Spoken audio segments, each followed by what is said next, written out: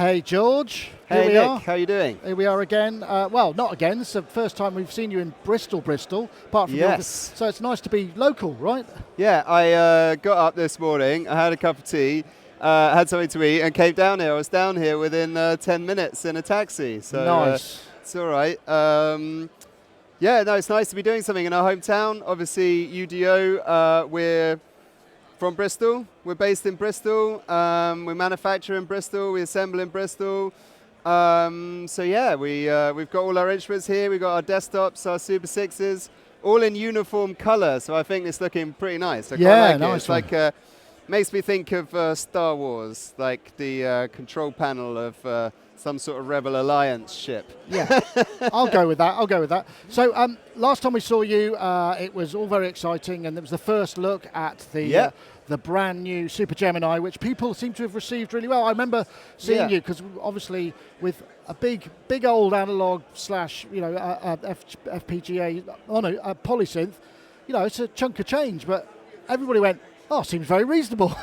And it's great. It's just great to see people see the value in such a lovely thing as well. Yeah, I mean, firstly, that's very kind of people to say. I mean, these things, they're not cheap, but I just pride ourselves that I like to think we make them as good as we can make them. Anyone who's lucky enough to come to one of these shows and to pick up the Super 6 or to pick up the, the desktop or the Gemini will just feel that these are they're musical instruments made in the tradition of musical instruments. They sound, I think, amazing, and they feel amazing, and yeah, so no one's seen me for a good couple of months because I've been at home. You've been coding, right? Getting the firmware. I've been coding hard, but also in the background, what we're looking at here is a production Gemini, and it's flawless now. I'm really happy with it. I'm really happy. We got the slidiness of the slide control just right. We've got the response of the controls just right. Yeah, and we're all here, and we're starting to build some sounds for it. And yeah, meanwhile, we're sort of, problem is I just love playing these things so much, and I learn some things, and then I want to carry the things to the Super 6 here. So then I spend some time saying, oh, the Super 6 needs to do that as well. So I go down rabbit holes in sound and try and really optimize it. So I've been doing a lot of work to say, for example, get the high frequency twinkle of the oscillators like just right. Right, okay. And I've done some nice things there which have sort of really brought both these instruments up a little bit in subtle ways. Getting the filters on here so that you can play the resonance really nicely without it sort of saturating and going mad. And yeah, just really getting them so that anything you do on it sounds lovely. Well, it's good to be deep inside something like this because then you know exactly what needs to be done and what it could do. So they've been doing some voicing as well. Can we hear some more sounds? Have you got some? Yeah. Well, yeah, I've lent it to a couple of people. Got some sounds on here. I'm only just familiarising them with myself, but there's some from Ben Crosland, which is really nice. Maybe we'll do a little patch exploration. Yeah, that's a bit new because usually I'm just grabbing everything and moving it. But yeah.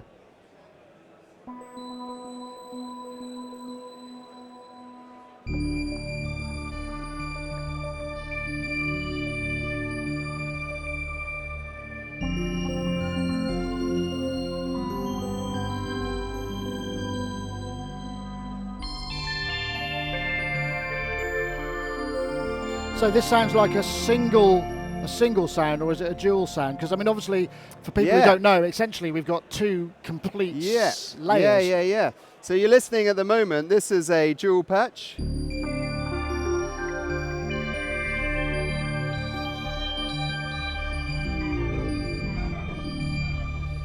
You can listen to what's on what's each of the layers. So I think we've got this sound.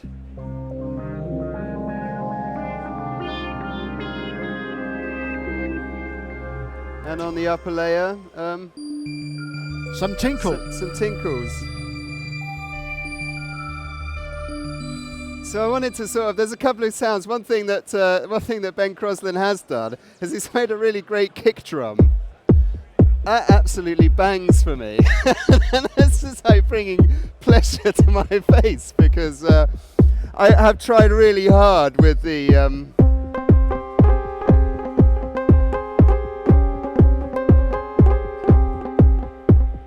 tried really hard with this to try and make it. I I think one of the criticisms we've had is that, oh yeah, that's just for making pads and things, isn't it? Well, polysynths generally. Polysynths generally are. I really want to show people with this instrument and with the Super 6 as well that they are flexible.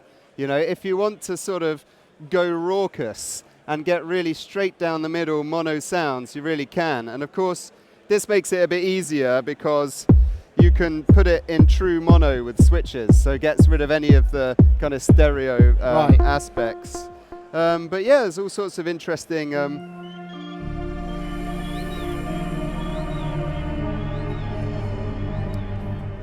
not even sure what's on it, but we can have a little explore.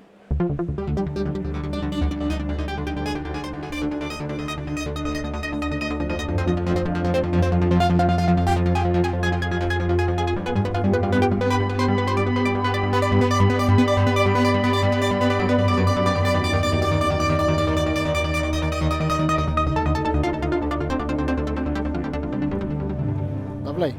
Very interesting. Let's have a look. What else has got on here?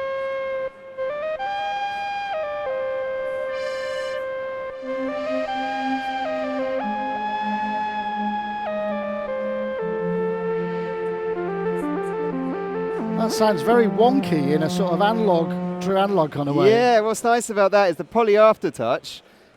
Ben's programmed this so you can bend each key, but just subtly. So when you play with varying pressure. Ah, that explains it, yeah. Get a bit microtonal. Yeah.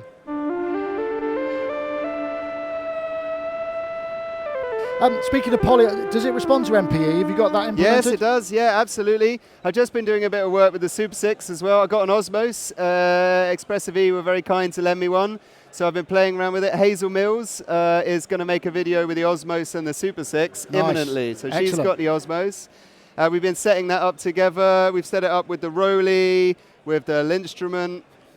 So notice anyone that's got an MPE controller that wants our synth to work with it, please help contact us. So now you have to do one of those videos. So one of those videos where you have the instrument on one pastel color piece of card and then switch out the controller and just play lots of different patches on it. Everybody's doing it. Yeah. All the rage. Yeah. Well, yeah, and obviously, yes.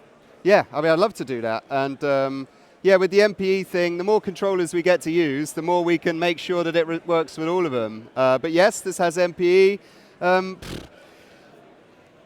I could just go on and bore people. I could bore people to tears. It's never boring. It's never boring. So, have you got a fixed price now? You must be getting very close because I know where you got to. These are going out for UK street price, including VAT, 3,595, and euro price. I think it's 4,000 euros.